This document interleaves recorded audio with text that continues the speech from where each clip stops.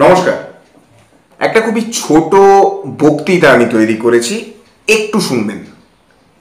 আমরা এই generation cinema, series, মিম সব নিয়েই কথা বলি, কিন্তু যতক্ষণ না কথা উঠছে বেকারত্ব, দুর্নীতি, আমাদের ভবিষ্যৎ, আমরা হঠাৎ চুপ হয়ে যাই। আমরা বলি রাজনীতি খুবই নোংরা, আমি এসবের মধ্যে যেতে চাই না। কিন্তু সত্যিটা হলো, তুমি রাজনীতি থেকে দূরে থাকতে চাইলেও রাজনীতি তোমার থেকে দূরে থাকে না।